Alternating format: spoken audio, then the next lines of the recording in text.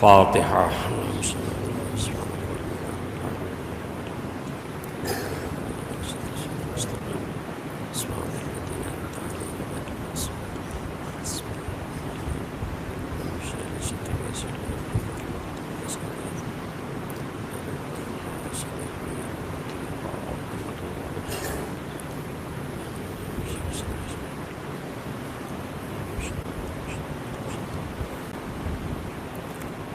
اعوذ باللہ السمیع العلیم من الشیطان اللعین الرجیم حسبنا اللہ ونعم الوکیل ونعم المولا ونعم النصیر بسم اللہ الرحمن الرحیم الحمد للہ الذی هدانا لہذا وما كنا لنهتدی لولا ان هدانا اللہ لقد جاءت رسل ربنا بالحق والصلاة والسلام على سيدنا ونبينا وشفيع ذنوبنا وطبيب نفوسنا وحبيب قلوبنا أبي القاسم محمد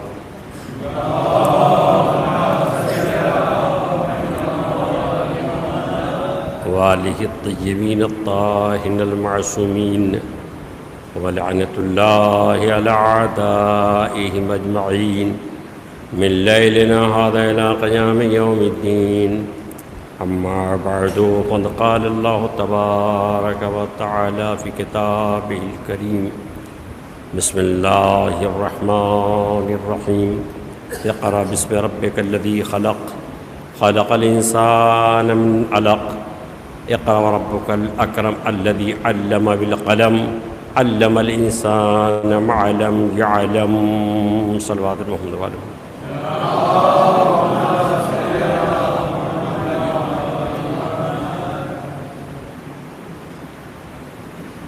سورہ مبارک علق کی ابتدائی چند آیتیں میں نے آپ کے سامنے پڑھی ہیں، جس میں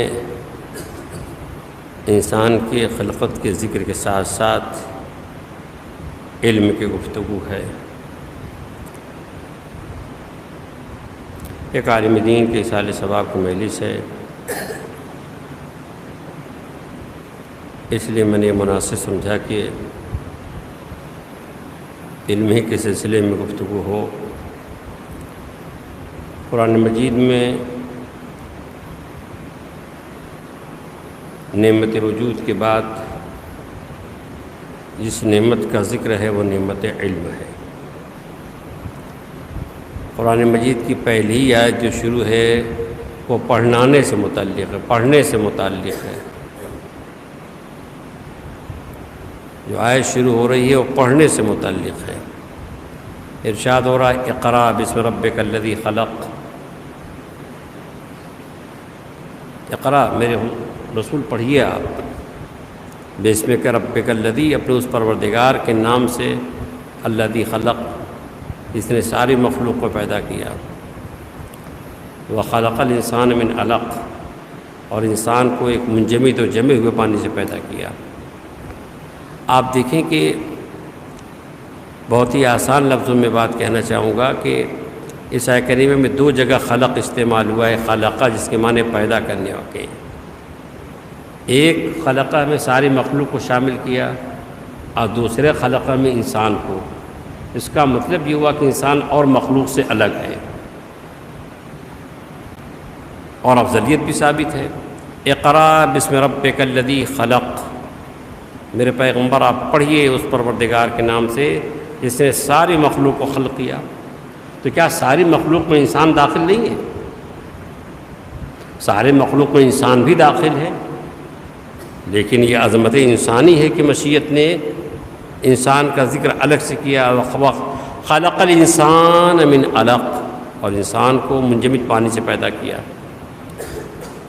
انسان کی خلقت کاہے سے ہے اس کو بیان کر دیا، لیکن اور چیز کی خلقت کا جوہر کیا ہے اس کو نہیں بیان کیا۔ بھائی انسان کے لیے تو کہہ دیا کہ منجمد پانی سے پیدا ہوا، لیکن آسمان کیسے بنا؟ زمین کا فرش کیسے بچھا، اس کے اصل کیا ہے؟ اور بھی جتنی مخلوقات ہیں، مثلا ستارے ہیں، ان کے اصل جوہر کیا ہے؟ یہ چاند سورج ہے، یہ کیسے بنے؟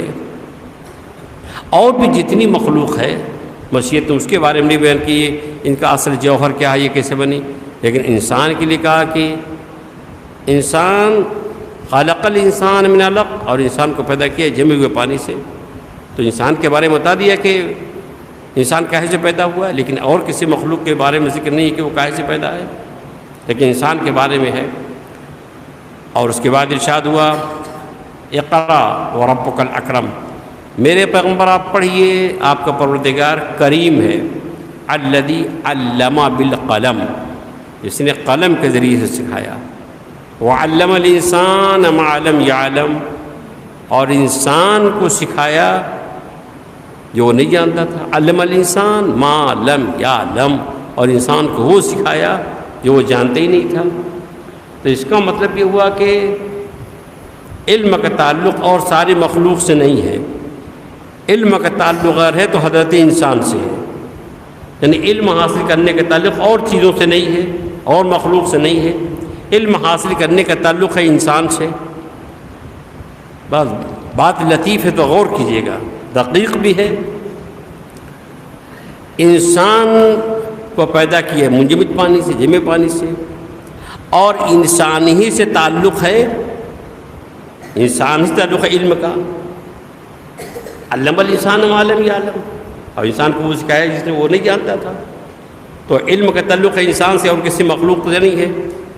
اچھا، اب انسان علم حاصل کر لیا، اب یہ فرض کیجیے صاحب ڈاکٹر بن گیا، یہ انجینئر بن گیا، یا عالم بن گیا، یا علم کی وجہ سے منزل کمال پہ پہنچ گیا۔ تو جب منزل کمال پہ پہنچ گیا تو انسان کا دماغ جو ہے کبھی کبھی زمین پر نہیں رہتا۔ میں ڈاکٹر، میں انجینئر، میں عالم، جہاں میں پیدا ہونے لگے وہاں انسان اپنی خلقت کو دیکھ لے۔ یہی وجہ ہے کہ مشیت نے اور کسی کی خلقت کا تقاضا نہیں کیا کہ وہ کاہے سے بنا ہے، لیکن انسان کی خلقت کو بتایا کہ جب دماغ میں خناس آ جائے تو اپنی خلقت کو دیکھ لے کہ کاہے سے پیدا ہوا ہے۔ خلق الانسان من علق، انسان کو پیدا کیا منجمد پانی سے۔ اچھا، اب عزیزان گرامی دو نعمتوں کا تذکرہ ہے، ایک ہے نعمت وجود، اور نعمت وجود کے بعد فوراً ہے نعمت علم۔ دو عظیم نعمتیں، ایک نعمت نعمت وجود، اور دوسری نعمت ہے نعمت علم۔ وجود کے بعد فوراً یہ کہنا علم کے سلسلے میں، یہ اس بات کی دلیل ہے کہ مشیت چاہتی ہے کہ انسان کا وجود مکمل ہو۔ وہ انسان کا وجود کیسے مکمل ہوگا؟ انسان کا وجود مکمل ہوگا علم کے ذریعے سے، یعنی مشیت چاہتی ہے کہ وجود انسانی علم کے ذریعے سے مکمل ہو۔ اگر علم نہیں ہے تو انسان کا وجود مکمل نہیں ہے۔ اس لیے خداوند عالم نے انسان میں تین اہم چیزیں دی ہیں، ایک عقل، دوسرے دل، اور تیسرے بدن۔ مشیت نے اس کے لحاظ سے انسان کو وہ علم بھی دیے ہیں تاکہ وہ انسان اپنے وجود کو مکمل کرے۔ تین علم، ایک علم کا تعلق انسان کے دماغ سے، عقل سے، دوسرے علم کا تعلق انسان کے دل سے، اور تیسرے علم کا تعلق انسان کے بدن سے۔ یعنی آپ دیکھیں کہ مشیت نے کس اعتبار سے علم کو مخصوص کیا ہے۔ اس علم کا تعلق انسان کے عقل سے، اس کا نام ہے علم عقیدہ، اور جس علم کا تعلق انسان کے دل سے، اس کا نام ہے علم اخلاق، اور جس علم کا تعلق انسان کے بدن سے، اس علم کا نام ہے علم حلال و حرام۔ یعنی پورا یہ وجود انسانی علم میں ہے، یعنی عقل، علم اخلاق، علم اعتقاد۔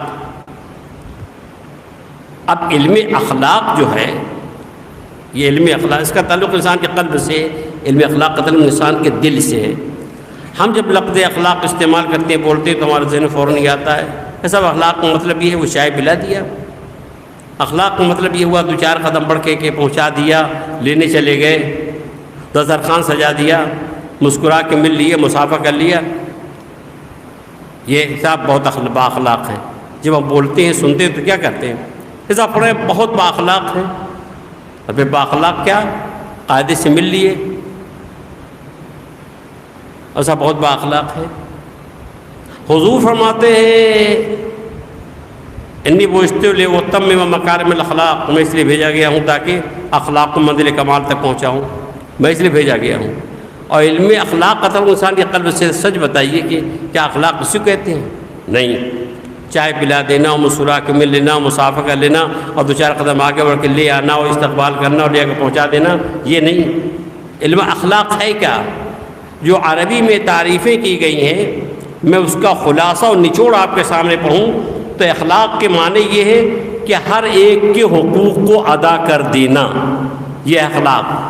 اب یہ ہر ایک کے حقوق کو ادا کر دینا یہ ہے اخلاق۔ اب اس سے بڑی وسعت ہے، اس میں بڑی گہرائی ہے۔ اب اس کی اگر وضاحت کی جائے تو اس وضاحت میں یعنی دفتر موٹی سی کتاب تیار ہو جائے، صرف اسی کی اگر وضاحت کی جائے۔ یہ جو حدیث کتابیں ہیں اور اس سے متعلق بیان کیے گئے ہیں اخلاق کے، بڑی تفصیلی اخلاق، علم اخلاق کے الگ الگ کتابیں ہی ہیں، علم اخلاق کی موٹی موٹی کتابیں ہی ہیں۔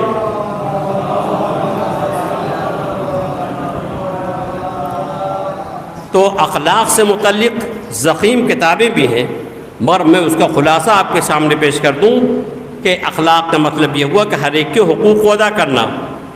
اب اس میں پوری کہہ رہا ہوں کہ اتنی وسعت ہے کہ آپ اس سے اندازہ لگا سکتے ہیں۔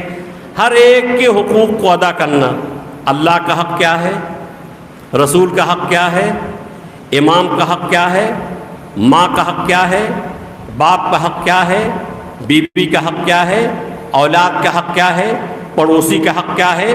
تو آپ دیکھیں کتنی وسعت ہے اس میں۔ پڑوسی کا حق کیا ہے، عالم ہے تو عالم کا حق کیا ہے، اگر طالب علم ہے تو عالم کا حق کیا ہے، اگر جانور پالے تو جانور کا حق کیا ہے۔ تو اس کا مطلب یہ ہوا کہ یہ بڑا وسیع موضوع ہے، اگر ہر ایک کے حقوق کی رعایت کر دی جائے تو وہ اخلاق ہے۔ تو اس کا مطلب یہ ہوا کہ اس میں کتنی وسعت ہے۔ تو جس علم کا تعلق انسان کے قلب سے ہے، دل سے، اس کا نام ہے علم اخلاق۔ تو مسیحیت چاہتی کہ انسان کا وجود مکمل ہو اور وہ بغیر علم کے مکمل نہیں ہو سکتا۔ سب سے بڑا خزانہ علم، سب سے بڑی دولت علم، اور مذہب اسلام نے سب سے زیادہ اگر تاکید کی تو علم کی۔ کسی مذہب میں علم پر، علم حاصل کرنے کے سلسلے میں اتنی تاکید نہیں ہے جتنا اسلام میں ہے۔ خلاق اس عالم و حکیم نے وجود انسانی کو مکمل کرنے کے لیے انبیاء و مرسلین کو اپنی بارگاہ سے علم و حکمت کا بیش بہا خزانہ دے کے بھیجا۔ کیوں؟ تاکہ وہ علم کے ذریعے وجود انسانی کو مکمل کریں۔ جناب آدم علیہ السلام کے لیے ارشاد ہے کہ علم آدم الاسماء کلھا، اللہ نے جناب آدم کو سارے اسماء تعلیم سکھا دیے۔ یعنی جناب آدم پہلے نبی جو آئے زمین پہ تو علم کی دولت لے کر کے آئے۔ مطلب کیا ہوا؟ یہ مشیت چاہتی ہے کہ بندے علم کے ذریعے سے اپنے وجود کو مکمل کریں۔ ائمہ معصومین صلی اللہ علیہ وسلم کے علم سے متعلق بہت ساری حدیثیں ہیں، مختلف عنوان سے حدیثیں ہیں۔ اب آپ دیکھیے علم کی عظمت اور علم کی اہمیت کے سلسلے میں برابر آپ سنتے رہتے ہیں۔ ایک مشہور حدیث ہے مولا کائنات کی فضیلت میں، اس میں علامہ علی رحمٰن نے مولا کائنات کی ولایت میں اس حدیث کو پیش کیا ہے۔ وہ حدیث ہے، سب کو یاد ہے ماشاءاللہ سے، وہ حدیث حضرت ارشاد میں انا مدینۃ العلم وعلی بابھا، میں شہر علم ہوں، عالم طالب کے بارے میں کوئی دروازہ ہے۔ یہ حدیث ایسی حدیث ہے کہ وہ علامہ علی رحمٰن نے مولا کائنات کی ولایت کے سلسلے میں پیش کیا ہے کہ وہ یہ حدیث مبارکہ یہ ولایت مولا کائنات کی دلیل ہے، مضبوط دلیل ہے۔ اگر فرض کیجیے کہ مولا کائنات میں کوئی حدیث نہ ہوتی اور یہی صرف حدیث ہوتی تو مولا کائنات کی عظمت اور ان کے علم کو سمجھنے کے لیے کافی ہوتی۔ یہ بہت بڑی حدیث ہے، انا مدینۃ العلم وعلی بابھا، میں شہر علم ہوں اور علم طالب اس کا دروازہ ہے۔ بڑی اہم ترین حدیث ہے۔ اور یہ ایسی حدیث ہے کہ جب پیغمبر اسلام کے لوحہ مبارک سے یہ حدیث دشمنوں نے سن، جو کہتے ہیں خوارج، یہ خوارج اس کو کہتے ہیں جو مولا کائنات معصوم کے مقابلے میں جنگ کے لیے آ جائے، جنگ کے لیے آ جائے، نہروانی، یہ سب ہیں خوارج۔ اور خوارج کے علماء جو خوارج تھے وہ اس حدیث کو برداشت نہیں کر سکے۔ اب اس کی عظمت کا اندازہ لگائیے، ان کے دلوں میں حسد کی آگ بھڑک اٹھی کہ ہم نہیں مانتے یہ کہ علی بن ابی طالب یہ باب علم، یہ نہیں ہو سکتا۔ تو ان علماء نے یہ فیصلہ کیا کہ ہم تو اس وقت مانیں گے جب ہم ان سے سوالات کریں، ان سے کچھ پوچھیں۔ ان علماء نے یہ طے کیا کہ ان سے ایک ایسا سوال کیا جائے جو سوال تو ایک کچھ جوابات الگ الگ ہوں، لیکن سوال بنانا بھی آسان نہیں ہے۔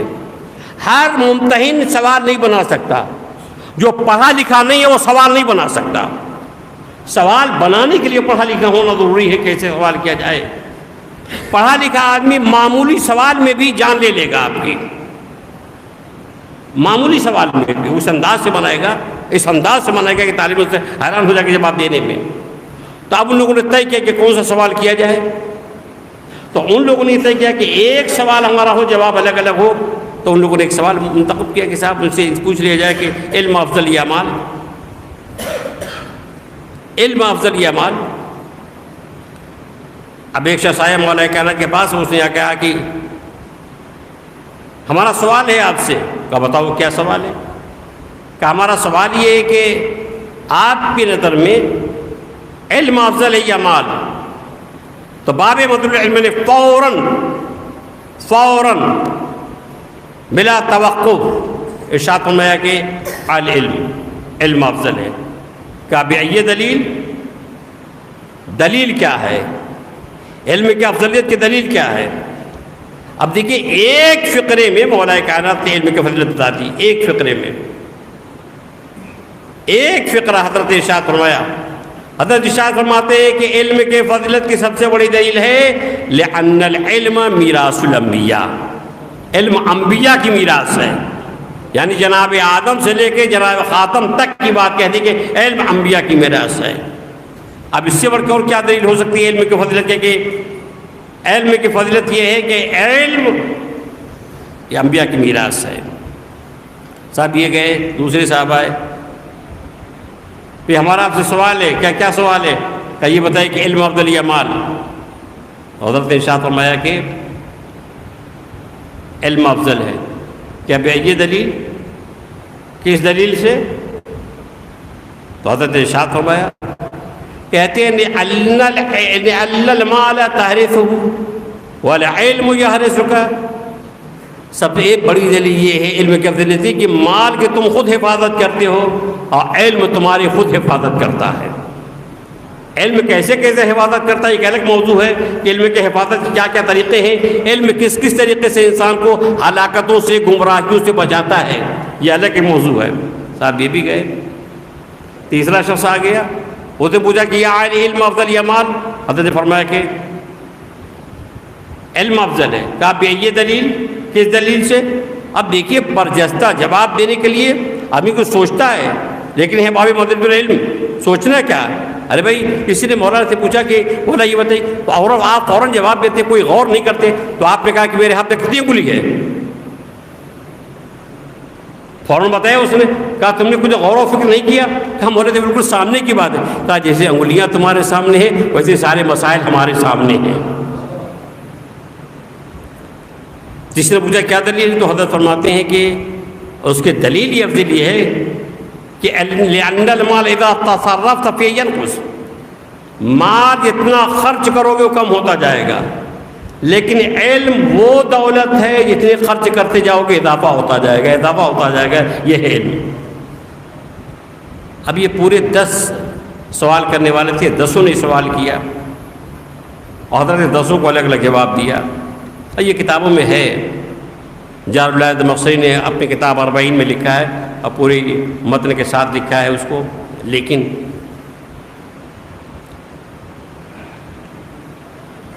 جواب دینا بھی آسان نہیں ہے۔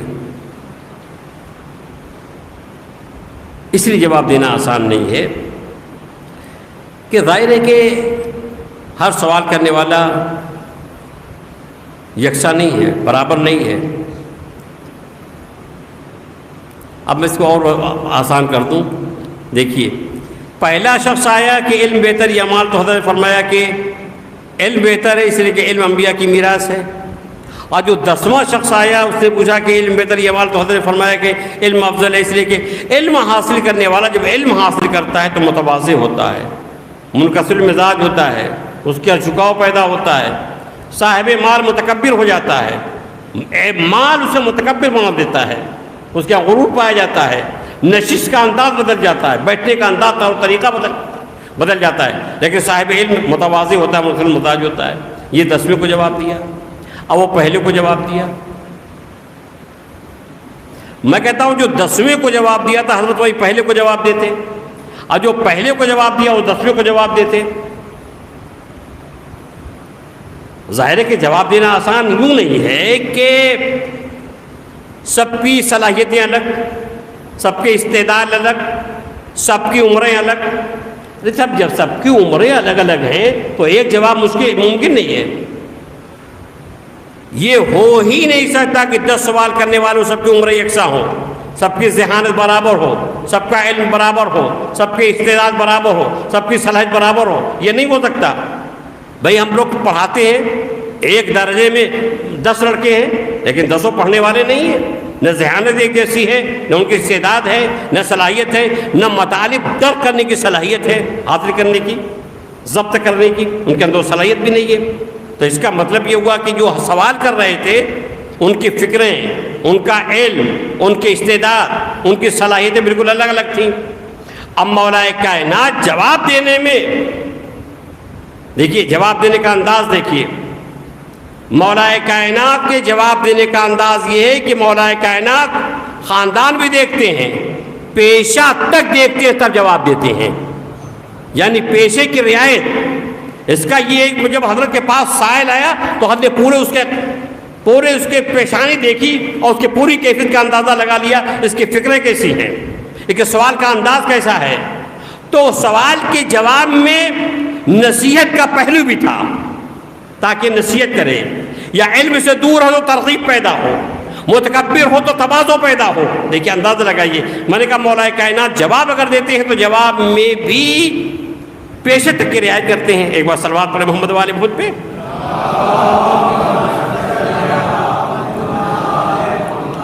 اب دیکھیں پیشے تک کیسی رعایت کرتے ہیں۔ حضرت کے پاس ایک آگے دیہاتی، اور اس کا کام ہے جانوروں کو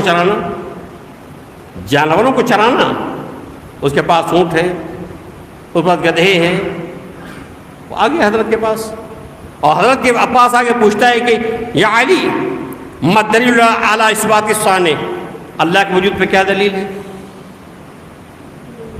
اب آپ ایک دیہاتی جو جانوروں کو چراتا ہے وہ اتنا سخت سوال کر رہا ہے کہ اللہ کے وجود پہ کیا دلیل ہے؟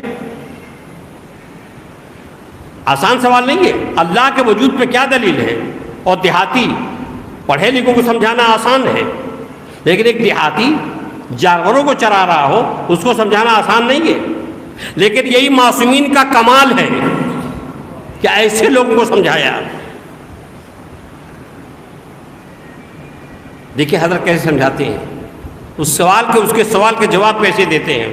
اس سے آپ کو اندازہ ہوگا کہ حضرت باقاعدہ پیشے کو بھی دیکھتے ہیں۔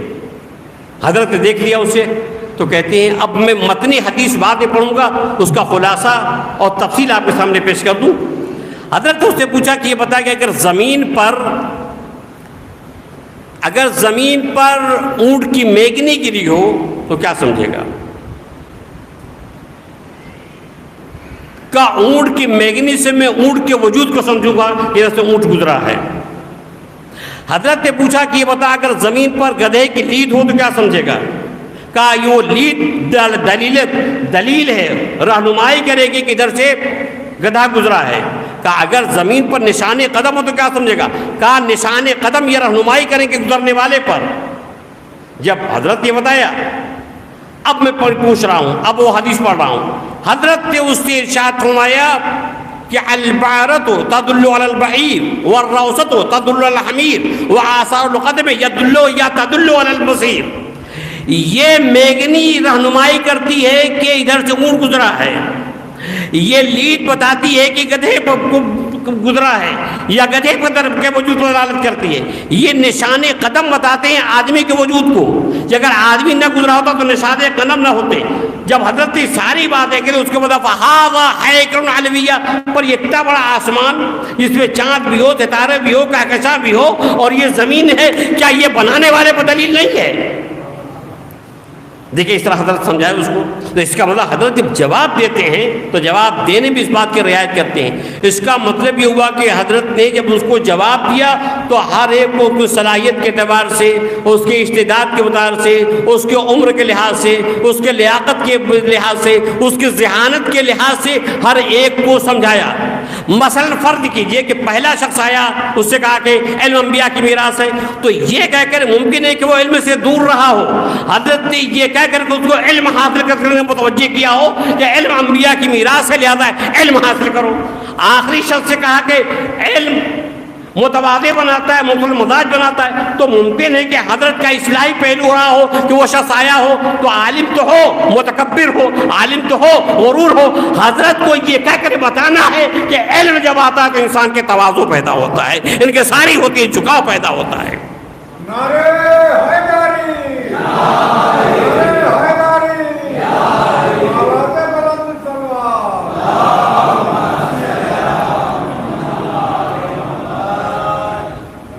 تو اب عزیزان گرامی، مولا کائنات نے اس سے علم کی فضیلت کو ثابت کیا کہ علم کی کتنی اہم فضیلت ہے. علم سب سے عظیم دولت ہے. جس نے علم نہیں حاصل کیا اس نے اپنے روح کو مفلس بنا دیا. اور جہاں سورج نکلتا ہے وہاں رات بھی آتی ہے، لیکن جہاں علم کا سورج شروع ہوتا ہے وہ جہالت کی رات کبھی نہیں آتی. اب آئیے، میں نے کہا یہ بہت طویل موضوع ہے، بہت ہی طویل موضوع علم کے سلسلے میں گفتگو، ابھی عالم تک نہیں پہنچے علم. اب آئیے، ابیل کا مسئلہ یہ ہے کہ 35 سال کے آدمی سے کہا علم حاصل کرو، اور کہا میرے پڑھنے کی اب عمر ہی نہیں رہ گئی. 40 سال کی عمر سے آدمی کہ یہ صاحب کہ علم حاصل کرو، کہا میری پڑھنے کی عمر ہی نہیں رہی. نہیں، علم کی کوئی عمر نہیں ہوتی. شوق ہونا چاہیے، ذوق ہونا چاہیے، جنون ہونا چاہیے. وہ عمر کے کسی حصے میں بھی علم حاصل کر کے کسی منصب پہنچ سکتا ہے. اب میں آپ کے سامنے ایک واقعہ پیش کرتا ہوں، اس سے اندازہ لگائیں گے کہ واقعاً علم حاصل کا عمر قید نہیں ہے. اب آپ سفید البحار میں یہ واقعہ ہے. ایک شخص سراج الدین، جس کو سکاکی کس نام سے یاد کیا جاتا ہے، سکاکی کے نام سے یاد، یہ تھا بڑا فنکار. اس نے ایک خوبصورت دوات بنائی، اور بنانے کے بعد یہ بادشاہ کے پاس لے گیا تاکہ بادشاہ میرے فن کا مشاہدہ کرے گا تو مجھے انعام سے نوازے گا. صاحب اس لیے وہ لے کر کے گیا، بادشاہ کو دیا، اور اس نے باقاعدہ دیکھنا شروع کیا. اتنے میں خبر یہ ملی کہ کوئی عالم دین آ رہے ہیں ملاقات کے لیے، کوئی غرض ہے ان کی، وہ آ رہے ہیں اس کام کے لیے. اس نے وہ دعوات رکھی اور جا کر کے استقبال کیا، لے آیا، ماوی گفتگو ہو گیا. وہ باتوں میں اتنا مشغول ہو گیا کہ یہ بیچارہ سوچتا رہا کہ اب تو میں جو تمنا اور امیدیں تھیں میری ان پر تو پانی پھر گیا.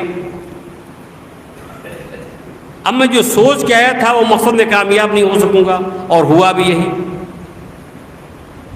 بادشاہ متوجہ نہیں ہوا، یہ بیچارہ وہاں سے بے مقصد حاصل یہ ہوئے واپس آ گیا.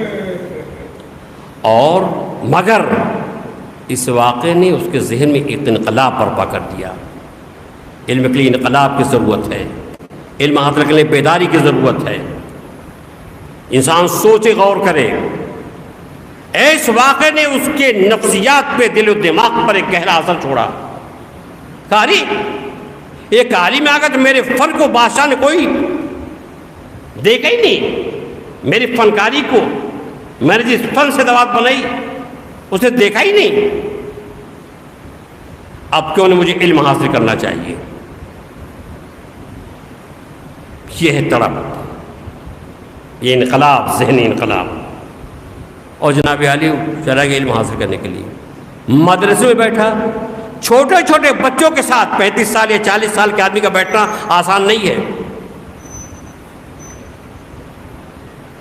35 یا 40 سال کا آدمی کیا چھوٹے چھوٹے بچوں کے ساتھ بیٹھے گا؟ حوصلہ چاہیے۔ 35 سال کا آدمی مسئلہ نہیں پوچھ سکتا، شرم آتی، کیسے پوچھے جناب سے، کیسے حضور سے پوچھے؟ وہ بیٹھ گیا پڑھنے کے لیے۔ میں اسے کہہ رہا ہوں تاکہ نوجوان سمجھے اس واقعے کو، آپ محسوس کریں علم کی طلب کو، تاکہ علم حاصل کرنے میں ذوق و شوق پیدا ہو۔ یہ جناب عالی وہ بیٹھ گیا، اس کو مدرس نے ایک فقرہ یاد کرایا، میں اردو میں پڑھتا ہوں۔ امام شافعی کا یہ قول ہے کہ جلد القلب یتطہر بالدواء، یعنی ان کا مسئلہ یہ ہے کہ کتے کی کھال دباغت کے بعد پاک ہو جاتی ہے۔ دباغت چمڑا رنگنے کا رنگ ایک ایسا ہوتا ہے جس میں چمڑا رنگا جاتا ہے، تو اس کو یہ تھا کہ استاد کا کہنا یہ کتے کی کھال دباغت بعد پاک ہو جاتی ہے۔ کہا یہ 10 بار یاد کرائے گا اس کو، کہتا 10 بار کم سے کم پڑھو، اس کو یاد کرو۔ اس لیے پوچھا جائے گا کتے کے بارے میں امام شافعی کا کیا مسئلہ ہے تو تم اس کو بتا سکو۔ جب امتحان کا زمانہ آیا تو اس سے پوچھا گیا کہ بھئی امام شافعی کیا مسئلہ ہے کتے کے بارے میں، تو کہتا ہے کتا کہتا ہے کہ استاد کی کھال دباغت بعد پاک ہو جاتی ہے، بجائے یہ کہنے کے کہ استاد کہتے ہیں کتے کی کھال، وہ کہتا کتا کہتا ہے کہ استاد کی کھال جو ہے الٹ دیا اس نے پورے مطلب کو۔ اب بچے کھلکھلا کے ہنس دیے اور کہا کہ صاحب 35-40 سال کے آدمی کے اندر جو ہے علم حاصل کرنے کی صلاحیت ہی نہیں ہے۔ اب بتائیں ان کو اتنا یاد کرائے گے، امتحان کے زمانے میں کہتے ہیں صاحب کتا کہتا ہے کہ استاد کی کھال دباغت بعد پاک ہو جاتی ہے۔ صحیح ہے، حوصلہ پست ہوگا کہ نہیں ہوگا؟ یہ صاحب اس کا حوصلہ پست ہو گیا، نکل گیا، مدرسے سے نکل گیا، چلا گیا صحرا میں چلا گیا، جنگل میں چلا گیا، اور جنگل میں جانے کے بعد ایک دوسرا واقعہ پیش آیا، اس نے دل و دماغ کو جھنجھوڑ کو رکھ دیا، دل و دماغ کو جھنجھوڑ کر رکھ دیا۔ وہ مسئلہ کیا پیش آیا؟ اس نے یہ دیکھا کہ پہاڑ کی بلندی سے پانی کے قطرے گر رہے ہیں، اور جہاں گر رہے ہیں وہ پتھر میں سوراخ پیدا ہو گیا ہے۔ گرتے گرتے پانی کے قطرے پتھر میں جگہ بنا لیے ہیں۔ یہ غور کرتا رہا، یہ پانی کے قطرے اور پتھر میں جگہ بنا لیے، تو خود ہی کہتا ہے کیا میرا دل و دماغ پتھر سے بھی زیادہ سخت ہے؟ اگر متواتر علم کی باتیں سنوں تو کیا وہ علم کی باتیں میرے دل و دماغ میں جگہ نہیں بنا سکتی؟ عزیزان گرامی، اس عزم و ارادے کے ساتھ وہ آیا علم حاصل کرنے کے لیے، اور علم حاصل کیا، اور اپنے وقت کا زبردست عالم دانش جو بنا، اور علم حاصل کرنے کے بعد ایک کتاب لکھی جس کا نام ہے سراج العلوم۔ یعنی اس عمر میں علم حاصل کیا، علم حاصل کرنے کے بعد اس نے کتاب لکھی سراج العلوم۔ اب آپ دیکھیں کتنی زبردست کتاب لکھی، اتنی زبردست کتاب لکھی اس نے، علم کے سلسلے میں کتاب لکھی۔ تو یہ ہے علم، انسان کو منزل کمال تک پہنچاتا ہے علم۔ دنیاوی علم میں اور دینی علم میں تھوڑا سا فرق ہے، بات میں ختم کر دوں، اگر اس کی وضاحت بھی کروں تو ایک بار صلوات پڑھیں محمد والے محمد پہ۔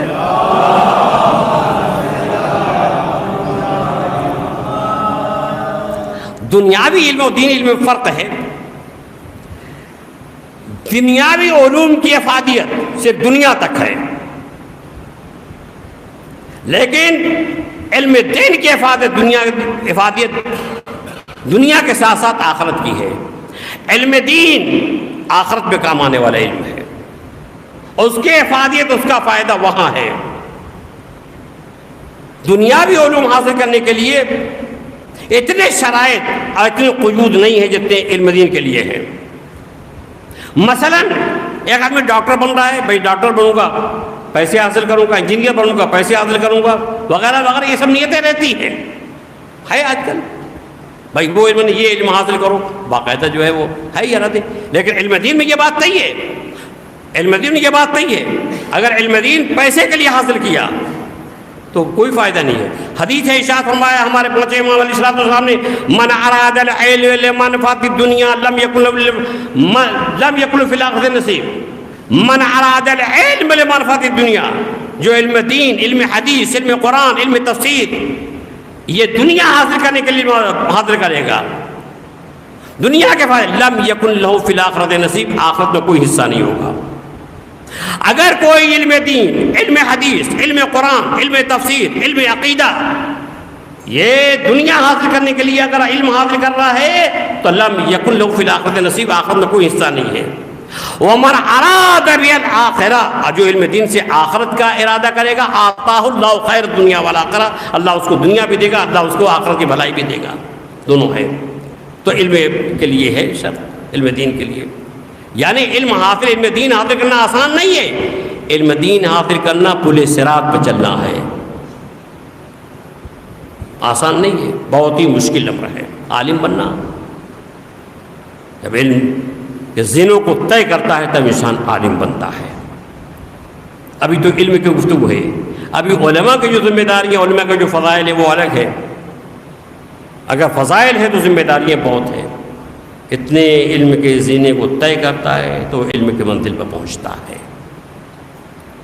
اور عزیزان گرامی، اب جب علم کی بات آ گئی ہے اور عالم تک بات آ گئی ہے تو میں یہ بھی کہہ دوں کہ واقعاً ایران کے شہید صدر ایت اللہ ابراہیم ریشی تابصرہ، یہ صرف یہ نہیں کہ وہ ایران کے صدر تھے، یہ جید عالم دین بھی تھے، مفکر تھے، زبردست عالم دین تھے. انشاءاللہ وہ موقع آئے گا تو ان کے حالات بھی پیش کیے جائیں گے. زبردست عالم دین تھے. واقعاً ایسے عالم کی شہادت، ان کے رفقا کی شہادت، ان کے ساتھیوں کی شہادت، یہ المناک مصیبت ہے، عظیم سانحہ ہے. جو انقلاب کے مخالفین ہیں وہ اس بات سے خوش ہے، وہ سمجھتے ہیں کہ نظام متزلزل ہو گیا.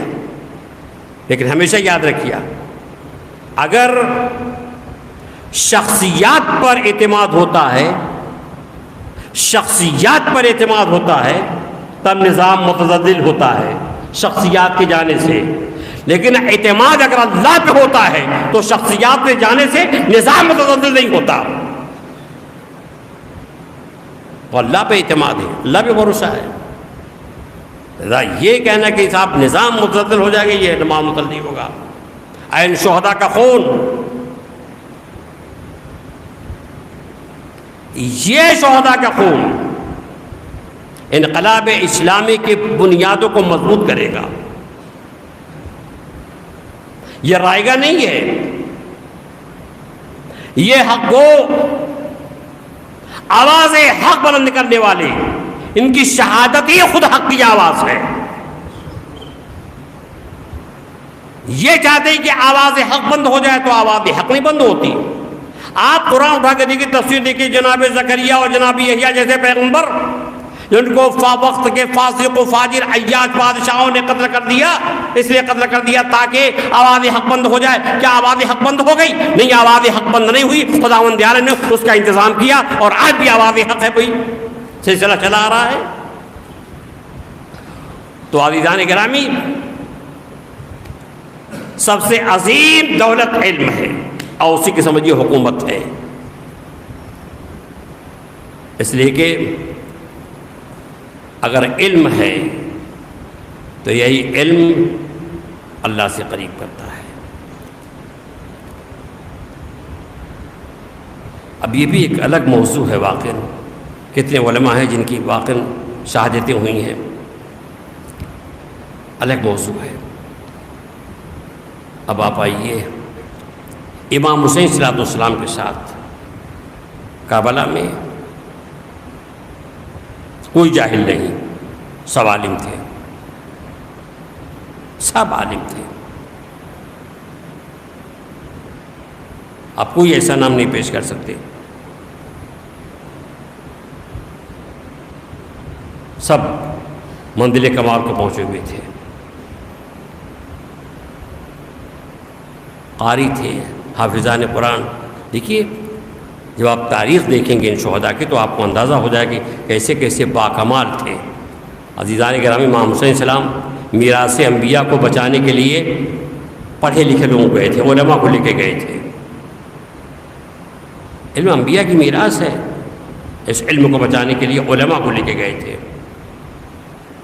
واقعاً جو عالم تھے، آپ ایسے ایسے عالم، واقعاً ایسے حافظان قرآن، اور اس طرح سے تلاوت کرتے تھے کہ واقعاً جو یتلون حق کا تلاوت جو تلاوت کرنے کا حق ہے. کوفے میں نو کہا ہے نیزہ پر شہیدوں کے سر تھے. کوفے کے گلیوں میں بچوں نے ایک شہید کے سر کو دیکھا تو زار و قطار رونے لگے، اور زبان سے بچے یہی کہتے تھے یہ ہمارے استاد کا سر ہے، یہ ہمارے استاد کا سر ہے جس سے ہم نے قرآن پڑھنا سیکھا. آپ سمجھے کون تھے؟ وہ سید القراء جناب بریر حمدانی تھے. بریر حمدانی یہ کوفے میں بچوں کو قرآن پڑھاتے تھے. یہ قاری تھے، زبردست قاری تھے. آپ اس سے اندازہ لگا سکتے ہیں کہ امام حسین صلی اللہ علیہ وسلم کربلا کے میدان میں کیسے کیسے باکمال اور اہل علم کو لے کے گئے تھے. جناب جون کو دیکھیے آپ، یہ غلام ہے. مولائے کائنات نے فضل بن عباس بن مطلب جب خریدا ان کو، یہ غلام تھے ان کے، اور خریدنے کے بعد میرے مولا نے جناب بزر کے حوالے کیا. جب وہ رفضہ گئے تو کہا کہ جاؤ ان کی خدمت کرنا. چلے گیا رفضہ. سن 33 میں جناب ابوذر کی جب رحلت ہو گئی تو یہ آگے مولائے کائنات کے پاس. اب مولائے کائنات کے پاس رہے. سن 40 میں جب مولا کی شہادت ہوئی تو اس کے بعد آ گئے امام حسن السلام کے پاس. اندازہ لگائیے، امام حسن السلام کے پاس سن 50 میں شہادت، اس کے بعد آ گئے مولائے کائنات کے ساتھ. تقریباً کم و بیش یہ 35 سال کم و بیش یہ معصومی صلی اللہ علیہ وسلم کے ساتھ رہے ہیں. اب اندازہ لگائیے ان کی کیا علم کی منزل ہوگی. ارے بھئی 2 سال تک رہے تو کہتے ہیں لولا سنتان لا حلق اللومان، اگر ابو حنیفہ 2 سال امام صادق کے پاس نہ ہوتے تو ہلاک ہو جاتے. اب آپ بتائیے جہاں 33-35 سال کی بات ہو امام کے ساتھ ان کے علم کی کیا منزل ہوگی. اب آپ اس سے اندازہ لگائیے کہ کربلا امام علیہ السلام کیسے کیسے عالم کو لے کے گئے تھے. میں خاندان بنی ہاشم سے تعلق رکھنے والے جو شہداء ہیں ان کا ذکر نہیں کروں گا. اللہ اکبر. جناب عباس علیہ السلام کے علم کی منزل کیا ہے، جناب علی اکبر منزل علم کس منزل پر ہے، جناب قاسم علم کس منزل پر ہے. اللہ اکبر. ہمارے پاس نہ علم نہ کوئی ایسا پیمانہ ہے کہ ہم اندازہ لگا سکیں کیسے کیسے اہل علم کے معاملے کے آئے تھے. بس جون پہ بات تمام کروں گا. جناب جون مولا کے پاس آ گئے، کہا مولا مجھے بھی اب مقتل میں جانے کی اجازت دیجیے. آقا میں چاہتا ہوں کہ جا کے جام شہادت نوش کروں. امام نے کہا نہیں، منع کیا، نہیں اجازت نہیں ہے. کیوں اجازت نہیں ہے؟ اس لیے نہیں ہے کہ امام علیہ السلام اگر پہلے اجازت دیتے تو کہنے والے کہہ دیتے چونکہ ایک عرصے تک ان کے آبا و اجداد کے ساتھ رہے ہیں، ان کے والد کے ساتھ رہے ہیں، ان کے بھائی کے ساتھ رہے ہیں، اخلاقی دباؤ میں شہادت دے رہے ہیں. امام نے کہا نہیں. لیکن جناب جون نے کہا کہ آقا واقعی لرزا دینے والے جملے کا، آقا آپ مجھے اس لیے اجازت نہیں دے رہے ہیں کہ میں سیاہ ہوں. میرے مولا آپ اسے اجازت نہیں دے رہے ہیں کہ میرے بدن سے بدبو آ رہی ہے. مولا آپ مجھے اس لیے نہیں اجازت دے رہے ہیں کہ میں خاندان میں پست خاندان کا ہوں، میں پست خاندان سے تعلق رکھتا ہوں. جب یہ فقرہ کہا تو امام علیہ السلام نے اجازت دے دی، کہا جاؤ مقتل میں. جناب جون مقتل میں آئے. جنگ کی جب زخموں سے چور ہو گئے تو گھوڑے زمین پر تشریف لائے. امام علی مقام کو آواز دی. امام علیہ السلام آگے بڑھے. اور جناب جون کے سر کو اپنے زانوں پر رکھا۔ کیا رتبہ ہے جناب جون کا؟ ارے امام معصوم کا زانو ہے، جناب جون کا سر ہے۔ اس وقت امام نے سوز دل کے ساتھ جناب جون کے لیے 4 دعائیں کی ہیں، 4 دعائیں کی ہیں۔ جناب جون نے کہا تھا کہ مولا میرا چہرہ سیاہ ہے۔ امام نے اللہ کی بارگاہ میں کہا اللہم بیض وجہہ، اللہ اس کے چہرے کو نورانی بنا دے۔ دوسرے کہا تھا کہ مولا میرے بدن سے بدبو آ رہی ہے۔ امام نے دعا کی طیب ریحا، اللہ اس کے بدن کو خوشبودار کر دے۔ تیسری بات کہ مولا میں پست خاندان کا ہوں۔ امام نے فرمایا واشر ہمارا برار، اللہ نیکوکاروں کے ساتھ اس کو محشور کرنا۔ اور چوتھی دعا یہ دی کہ ہم اہل بیت کی یہ معرفت رکھنے والا ہے، یا بعض میں یہ کہ ہمارے بیت کی معرفت رکھنے والا قرار دے۔ امام علیہ السلام نے یہ دعا دی۔ اور جب 11 محرم کا دن آیا تو بنی اسد آئے، تو اب بنی اسد کا بیان ہے کہ ہم نے سارے لاشوں کو دیکھا۔ ایک شہید ایسا کہ جس کے پیشانی سے نور برس رہا تھا اور اس کا چہرہ ایسے روشن تھا جیسے 14ویں کا چاند۔ پوچھا تو معلوم ہے کہ جناب جون ہے، امام علیہ السلام کی دعا کا اثر ہے۔ یہ انفرادی تھے جناب جون کی۔ لاشائے شہداء ایک غزائے کربلا پڑے ہوئے ہیں۔ ارباب مقاتل نے لکھا ہے کہ ثانیہ زہرا آئیں مقتل میں اپنے بھائی کو تلاش کرنے کے لیے، اور آ کر کے وہ ایک ایک لاش کو دیکھ رہے ہیں کہ میرے بھائی کی لاش کہاں، میرے بھائی کی لاش کہاں۔ ایک ایک لاش کو دیکھا۔ امام کے بھائی کی لاش کو بہن نہ پا سکی۔ جب بہن کی لاش کو نہ پا سکی تو مایوس ہو کے پلٹیں۔ پھر استاد عطا اللہ نجفی عجب فقرہ لکھتے ہیں، کہتے ہیں کہ جب بہن مایوس ہو گئی اور بھائی کو پہچان نہ سکی، اور کیسے پہچانتی، جسے مبارک پر سر نہیں تھا، بدن زخموں سے چور تھا، جا بجا تیر پیوست تھے، بہن نہ پہچان سکی۔ تو جناب زینب کچھ دور گئیں، اور دور جانے کے بعد لاشائے شہداء کی طرف سرسری نگاہ ڈالی تو عجب دل سوز منظر دیکھا، دل ہلا دینے والا منظر دیکھا۔ بی بی کیا دیکھتی ہے کہ فرات کی طرف سے اپنی چونچ پہ پانی لے ہوئے 2 کبوتر آئے اور ایک کٹی ہوئی گردن پر ڈال رہے ہیں۔ بس جیسے ہی ثانیہ زہرا نے دردناک منظر دیکھا، پلٹ کے آئی اور بھائی کے پاس آ کے صرف اتنا فقرہ کہا انت اخی، آئے کیا تو ہی میرا بھائی ہے؟ بھیا تو اتنا زخمی ہے، یہ تیری یہ بہن تجھے اس عالم میں نہ پہچان سکی۔ انا للہ و انا الیہ راجعون، رضا بقضائہ و تسلیما لامرہ۔ گزارش ایک بار سورہ حمد و 3 بار سورہ توبہ تلاوت فرما کر جناب مولانا قمر سلطان صاحب علامہ مقامہ اور جناب آیت اللہ ابراہیم رشیدہ وسرا اور ان کے ساتھی جو حادثے میں جاں بحق ہو گئے ہیں، ان سب کی ارواح کو سورہ حمد و سورہ توحید کا ثوابی سال فرمائیں۔ بسم اللہ الرحمن الرحیم، رب العالمین الرحمن الرحیم مالک یوم الدین، اهدنا الصراط المستقیم صراط الذین انعمت علیہم غیر المغضوب علیہم ولا الضالین۔ بسم اللہ الرحمن الرحیم، بسم اللہ الرحمن الرحیم،